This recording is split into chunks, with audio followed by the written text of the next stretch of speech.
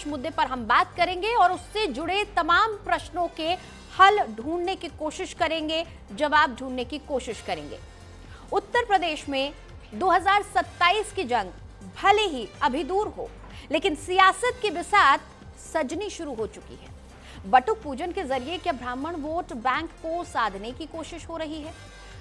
ज्योतिर्मठ के शंकराचार्य स्वामी अविमुक्तेश्वरानंद के बयान ने राजनीति का तापमान और बढ़ा दिया है। डिप्टी सीएम पर उनकी टिप्पणी, उन्होंने डिप्टी सीएम को लेकर कहा कि आपने जो किया वो पाप था, जिसे मैं धोने पोंछने का प्रयास कर रहा हूं।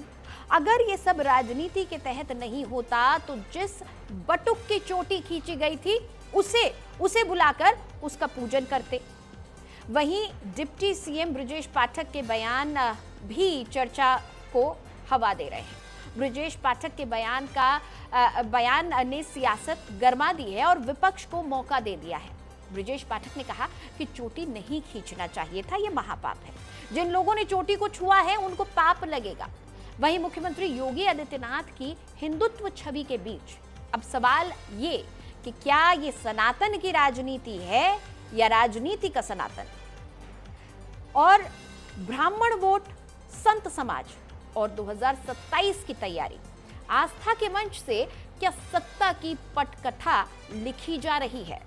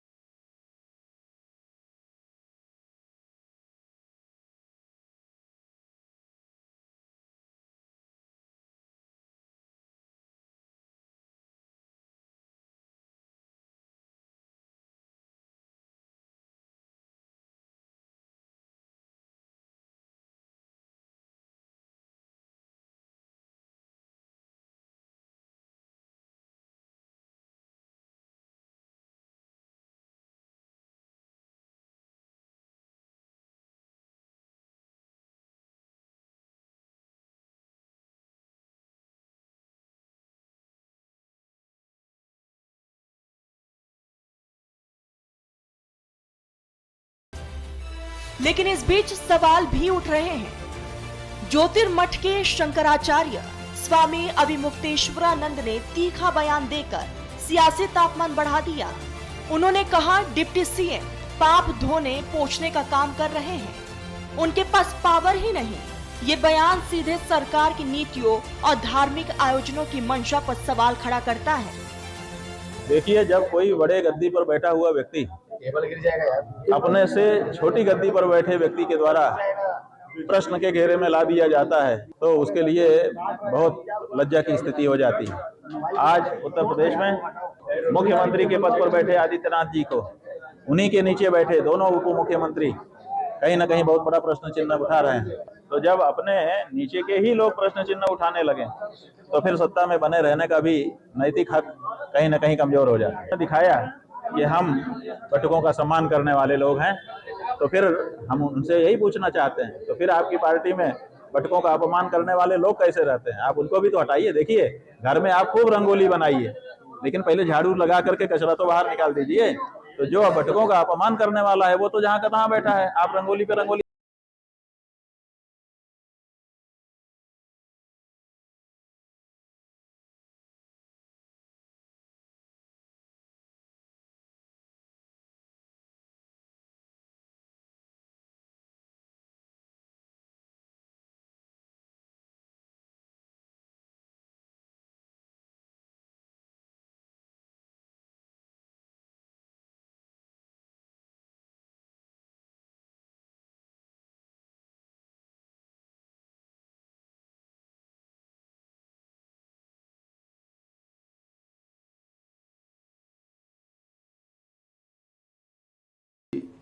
चोटी को खींचा गया है उसको कोई भी सही नहीं ठहरा सकता। इसी संबंध में एक प्रश्न के जवाब में हमने कहा था, और ये चोटी खींचना, शिखा खींचना, ये पाप नहीं महापाप है, और जो भी दोषी हो उसको कड़ी सजा मिले। मुख्यमंत्री योगी आदित्यनाथ की छवि एक कट्टर हिंदुत्ववादी नेता की रही है।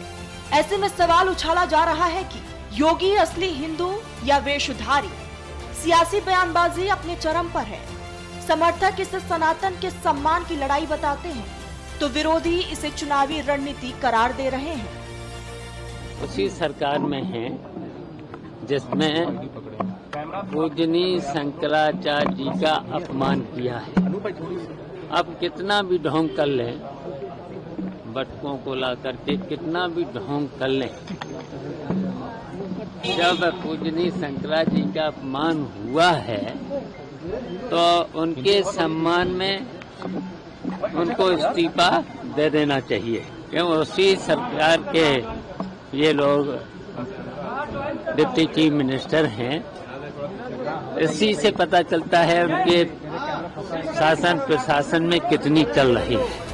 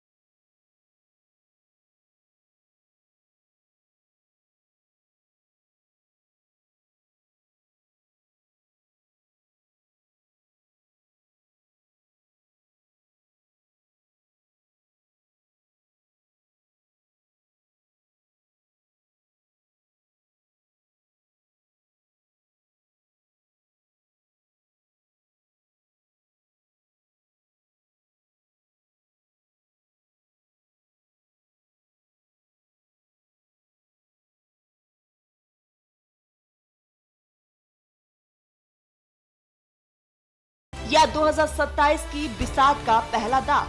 जवाब आने वाले महीनों में साफ होगा। फिलहाल सनातन और सियासत की इस जंग में हर बयान एक नया तूफान खड़ा कर रहा है। तो क्या यूपी में आस्था के मंच से 2027 की राजनीति लिखी जा रही है? क्या ब्राह्मण समाज फिर बनेगा सत्ता की चाबी और संत समाज की नाराजगी क्या नया समीकरण गढ़ेगी? Bureau report, news India.